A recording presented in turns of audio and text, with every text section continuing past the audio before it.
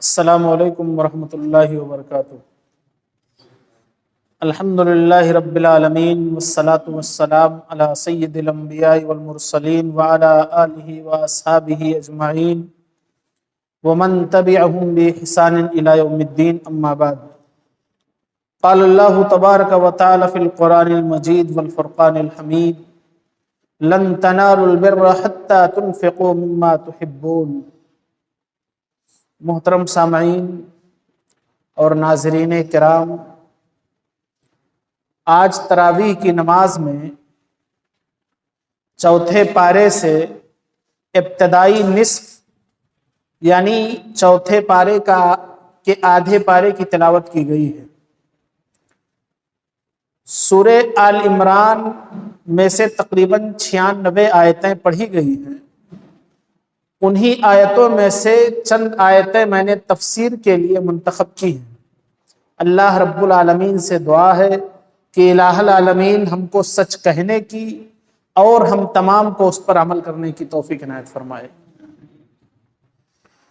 آج جو تراویح کی نماز میں آیات پڑھی گئی ہیں، ان آیات میں سب سے پہلی تعلیم اللہ رب العالمین نے یہ دی ہے کہ نیکی کیا ہے، نیکی کسے کہتے ہیں، اور جنت کیسے حاصل کی جا سکتی ہے۔ جنت کے بارے میں یہ مشہور ہے کہ جنت قربانی مانگتی ہے، جنت قربانی مانگتی ہے۔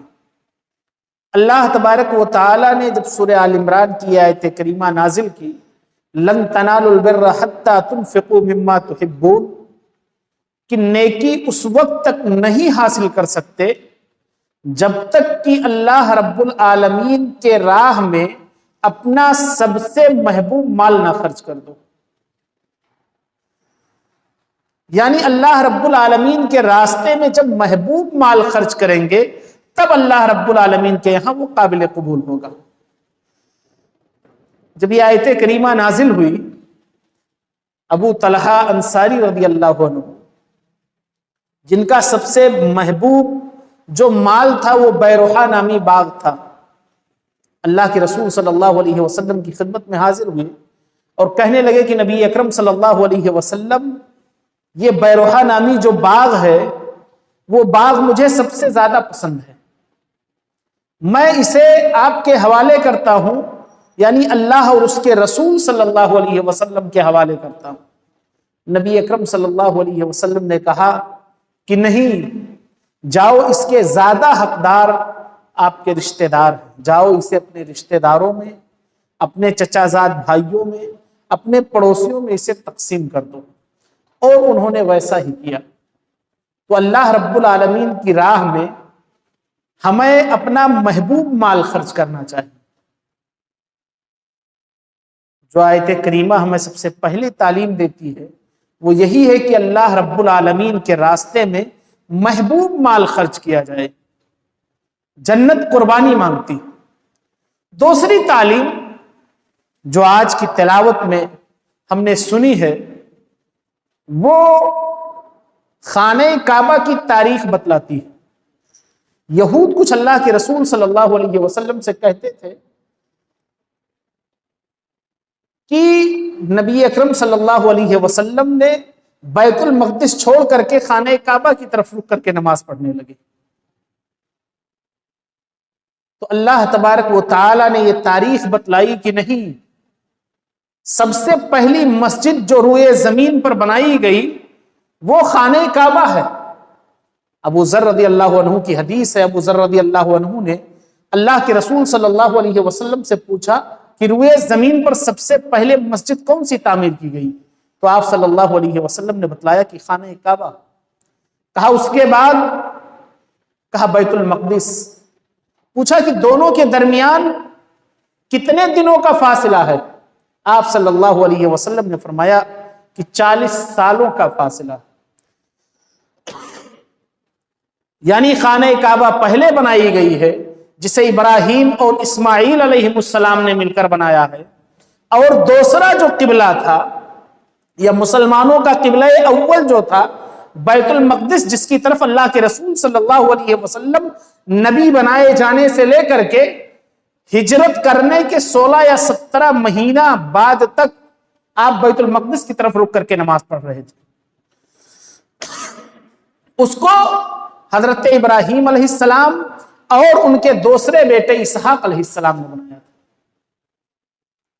سب سے پہلی مسجد روئے زمین پر خانہ کعبہ بنائی گئی ہے، جس کی طرف لوگ آگے اللہ رب العالمین نے حکم دیا کہ وَلِلَّهِ عَلَى النَّاسِ حِجُّ الْبَيْتَ مَنِ اسْتَطَاعَ إِلَيْهِ سَبِيلًا.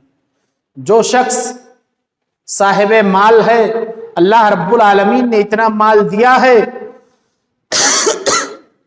تو اس پر خانہ کعبہ کا حج فرض ہے.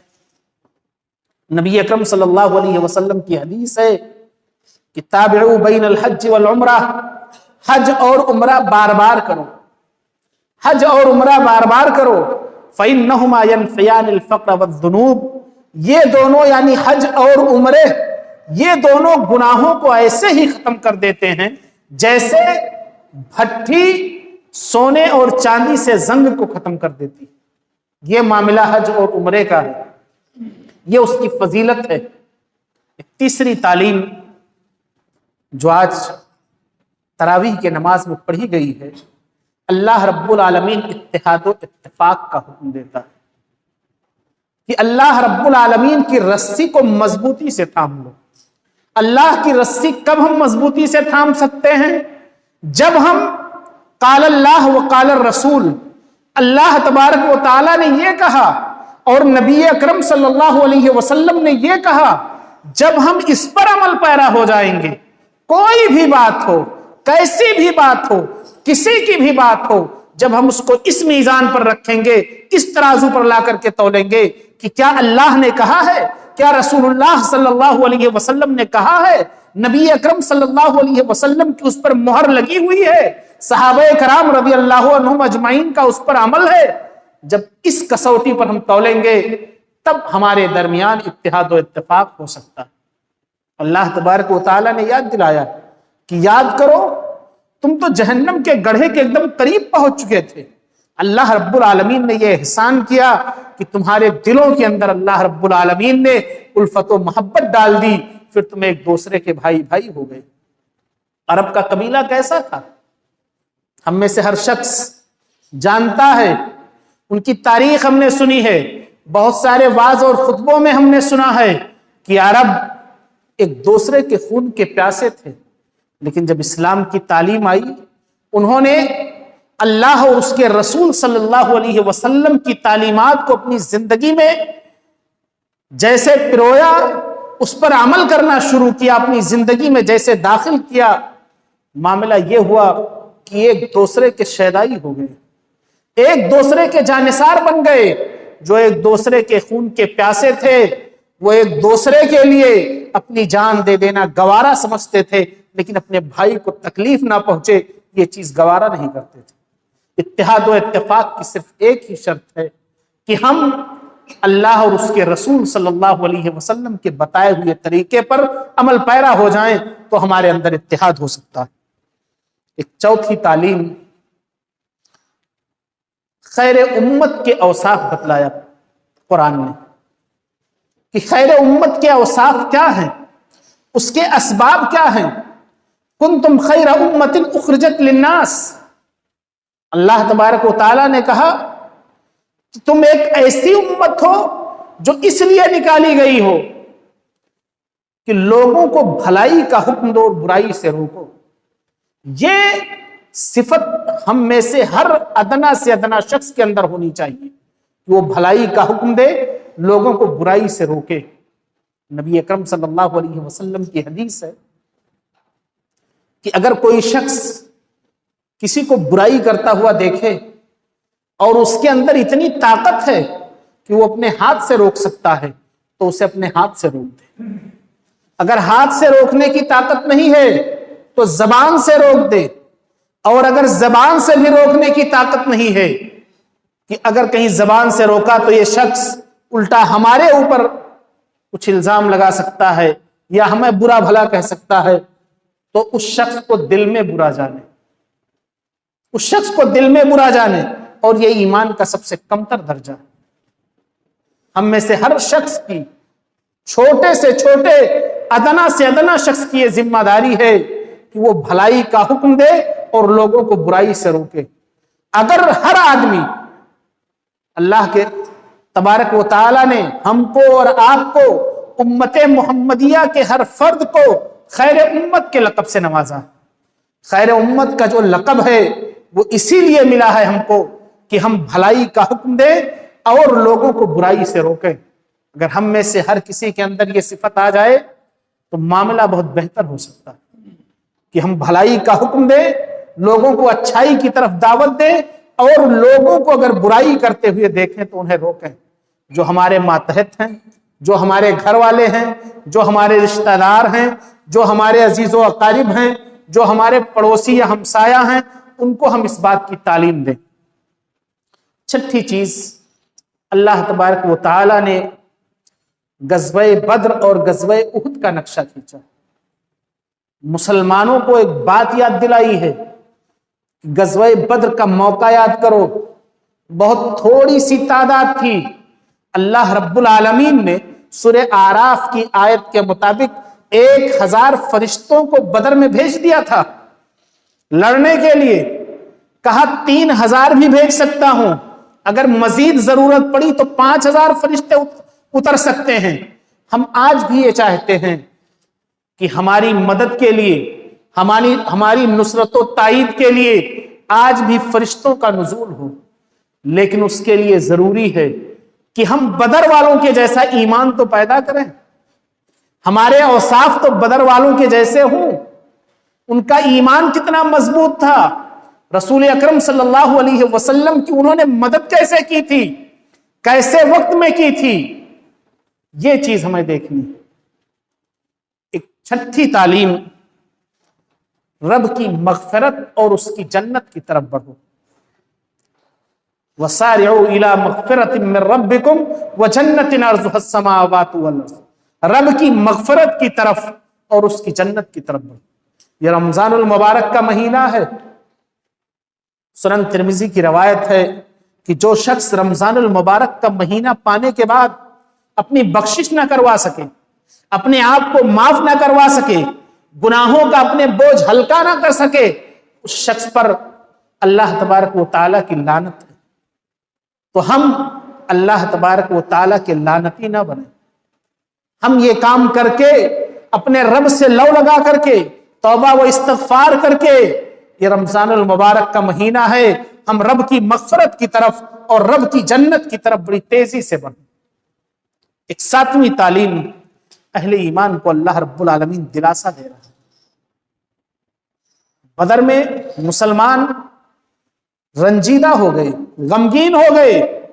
कुछ देर के लिए जंग का पासा पलट गया। फतेह, कुछ देर के लिए मामला ऐसा हो गया कि जो जंग मुसलमान जीत चुके थे, करीब था कि मुसलमानों के पैर लड़खड़ा गए। अल्लाह रब्बुल आलमीन ने मुसलमानों से कहा, दिलासा दिया अहले ईमान को, वला तहिनु वला तहज़नु व अंतुमुल आलौना इन कुंतुम मुमिनीन, कि गम ना करो, कोई खौफ ना करो, शर्त यह है कि अगर तुम मोमिन हो तो तुम ही सरबलंद रहोगे। तो अगर हम चाहते हैं कि हमारी इज्जत व शर्फ हो, हमारी तौकीर हो, हमें अजमत मिले, तो हमें मोमिन बनना पड़ेगा, हमें इस्लाम का सच्चा शैदाई बनना पड़ेगा। नबी अकरम सल्लल्लाहु अलैहि वसल्लम ने जो मक्का की पहाड़ी पर आवाज दी थी कि ऐ अहले मक्का कुलू ला इलाहा इल्लल्लाह, ऐ अहले मक्का ला इलाहा इल्लल्लाह कह दो, कामयाब हो जाओगे। नबी अकरम सल्लल्लाहु अलैहि वसल्लम ने कामयाबी की जमानत दी थी। अगर हम चाहते हैं कि हमें इज्जत व शर्फ मिले, हमें बुलंदी मिले, हमें इज्जत व वक़ार मिले, तो उसके लिए जरूरी है कि हम मोमिन, सबसे पहले हम मोमिन बने। उसके बाद अल्लाह रब्बुल आलमीन ने मोमिनीन के एक सिफत का तस्करा किया कि मोमिनीन अल्लाह रब्बुल आलमीन के रास्ते में कैसे खर्च करते हैं। सिर्फ यही नहीं कि मालदार लोग खर्च करते, अल्लज़ीना युनफ़िक़ूना फ़िस्सर्राई वद्दर्राई, सिर्फ मालदार लोग नहीं, جن کے پاس کم ہے وہ لوگ بھی اللہ رب العالمین کے راہ میں خرچ کرتے ہیں، تنگی کے حالت میں بھی لوگ خرچ کرتے ہیں۔ آپ صدق دل سے، خالص دل سے صرف 1 روپیہ خرچ کریں اللہ رب العالمین کے راستے میں، آپ خالص دل سے صرف 1 روپیہ خرچ کریں، وہ کافی ہے اس پیسے سے جو ریا اور نمود کے لیے خرچ کیا گیا۔ تو شرط یہ ہے کہ ہم خلوصیت کے ساتھ ذکر کریں۔ ایک آخری تعلیم جو آج کے سورہ سے اخذ کی گئی ہے یا ماخوذ ہے، وہ یہ ہے کہ اللہ تبارک و تعالی نے مومنوں پر ایک احسان کیا ہے۔ مومنوں پر احسان کون سا ہے؟ حضرت نوح علیہ السلام کے زمانے میں، حضرت موسیٰ علیہ السلام کے زمانے میں اس وقت کے سردار کہتے تھے کہ ہم ایسے شخص پر ایمان لے آئیں جو ہم ہی میں سے ہے، ہمارے جیسا ہے۔ اللہ رب العالمین کو اگر بھیجنا تھا تو کوئی فرشتہ بھیج دیتا۔ اور اہل مکہ کے لوگ کہہ رہے تھے نبی اکرم صلی اللہ علیہ وسلم کے بارے میں، اللہ کے رسول صلی اللہ علیہ وسلم کو اللہ تبارک و تعالی نے بھیج کر کے مومنوں پر احسان جتلایا۔ احسان کہا ہے کہ ہم نے احسان کیا کہ ہم نے تمہیں میں سے ایک رسول بھیجا جس کی زبان تم سمجھتے ہو، جس کے ساتھ تم رہتے ہو، جس کا چلنا پھرنا تمہارے ساتھ، اٹھنا بیٹھنا تمہارے ساتھ، جس کے رشتہ داریاں تمہارے ساتھ، جس کا ہر عمل تمہارے جیسا ہے۔ اس کی بات اگر سمجھ میں نہیں آتی ہے تو پھر بات ہمارے ذہن کے فطور کی۔ اللہ تبارک و تعالیٰ نے کہا کہ لَقَدْ مَنَّ اللَّهُ عَلَى الْمُؤْمِنِينَ إِذْ بَعَثَ فِيهِمْ رَسُولًا مِّنْ أَنفُسِهِمْ۔ اللہ تبارک و تعالیٰ نے مومنوں پر سب سے بڑا احسان یہ کیا کہ انہی میں سے ایک رسول بھیجا۔ وہ رسول انہیں پاکی کی تعلیم دیتا ہے، اچھائی کی تعلیم دیتا ہے، پاکیزہ چیزوں کو ان کے لیے حلال بتلاتا ہے اور گندی چیزوں کو ان کے لیے حرام بتلاتا ہے۔ اللہ تبارک و تعالیٰ نے رسول اللہ صلی اللہ علیہ وسلم کی بعثت کو مسلمانوں پر احسان بتلایا۔ یہ چند باتیں تھیں آج کے تراویح کی نماز میں پڑھی گئی آیات سے جو تفسیر کے لیے منتخب کی گئی تھی۔ اللہ رب العالمین سے دعا ہے کہ الہ العالمین ہم تمام لوگوں کو عمل صالح کرنے کی توفیق عنایت فرمائے۔ الہ العالمین اس ماہ مبارک سے ہم تمام کو مستفید ہونے کی توفیق عنایت فرما۔ آمین۔ والسلام علیکم ورحمۃ اللہ وبرکاتہ۔